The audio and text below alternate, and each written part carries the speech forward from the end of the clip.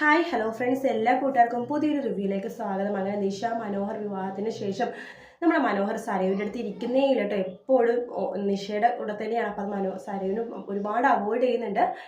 ഇതെല്ലാം തന്നെ രാഹുലിന് ഭയങ്കര സന്തോഷമാണ്. അപ്പം രാഹുൽ പറയുന്നുണ്ട് ഇടക്കിടക്ക് മനോഹർ വീട്ടിലല്ലോ, ആ ധൈര്യത്തിൽ പറയുന്നുണ്ട്, ഓ അവൻ പോയി, അവൻ ഇനി വരത്തില്ല എന്നൊക്കെ രീതിയിൽ ഇങ്ങനെ പറയുമ്പോൾ സരയുവിന് അത് വളരെ വിഷമം തോന്നുന്നുണ്ട്.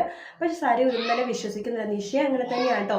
അമേരിക്കയിൽ പോകും, അമേരിക്കയിൽ കൊണ്ടുപോകും എന്നൊക്കെ പറഞ്ഞിട്ട് ഒരു അനക്കവും ഇല്ല. കാരണം സരയുവിനെ പറഞ്ഞ് പറ്റിക്കണ പോലെ നിഷേനെ പറഞ്ഞ് പറ്റിക്കാൻ പറ്റില്ല. നിഷ എന്നുണ്ടെങ്കിൽ എപ്പോൾ പോകും, എങ്ങനെ പോകും, ഏത് ഡേറ്റ് പോകും എന്നൊക്കെ ചോദിച്ചുകൊണ്ടിരിക്കുകയാണ്. ആ മനോഹരനെ മനസ്സിലായി, ഇത് സരയുവിനെ മറ്റു പെണ്ണുങ്ങളെ പോലെ പറ്റിക്കാൻ പറ്റുന്ന കേസല്ല. ഇവള് പിടിയാൽ എന്നെ അമേരിക്ക കൊണ്ടുപോയി അടങ്ങുന്ന വാശിയിലാണ് എന്നൊക്കെ മനോഹരനെ മനസ്സിലാവാണ്. അതുകൊണ്ട് തന്നെ നിഷയുടെ അധികം നിൽക്കുന്നില്ല. നിഷയാണെന്നുണ്ടെങ്കിൽ മനോഹർ ഇങ്ങനെ എന്തൊക്കെയോ ഒളിക്കുന്നുണ്ട്, എന്തൊക്കെയോ കള്ളത്തിനെ കാണിക്കുന്നുണ്ടെന്നൊക്കെ മനസ്സിലാവാണ്.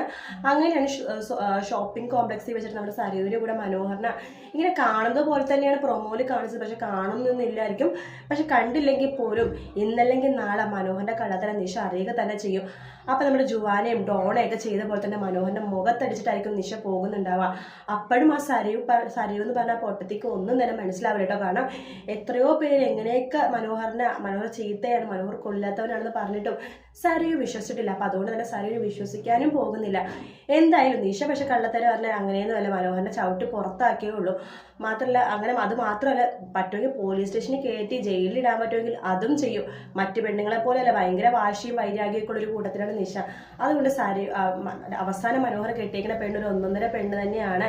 അതുകൊണ്ടായിരിക്കും ഇപ്പോൾ ക്യാരക്ടർ മാറ്റിയത്, ഈ പെണ്ണിനെ ആക്കിയത്. കാരണം ഈ പെണ്ണാകുമ്പോൾ കുറച്ചുകൂടി ഭയങ്കര ബോൾഡും അതുപോലെ തന്നെ ജയിലിൽ കയറ്റിയിരിക്കും എന്നൊരു രീതിയിലുള്ള ക്യാരക്ടറാണല്ലോ. അപ്പം അതുകൊണ്ടായിരിക്കും പെട്ടെന്ന് ചെയ്യണ ആ പെണ്ണിനെ മാറ്റി ഈ പെണ്ണിനെ ആക്കിയത്. എന്തായാലും കാത്തിരുന്ന് കാണാം. വീഡിയോ ഇഷ്ടപ്പെട്ടെങ്കിൽ ലൈക്ക് ചെയ്യുക, സബ്സ്ക്രൈബ് ചെയ്യുക, കമൻറ്റ് ചെയ്യുക. മറ്റൊരു വീഡിയോ വീണ്ടും കാണാം. Take care, bye bye.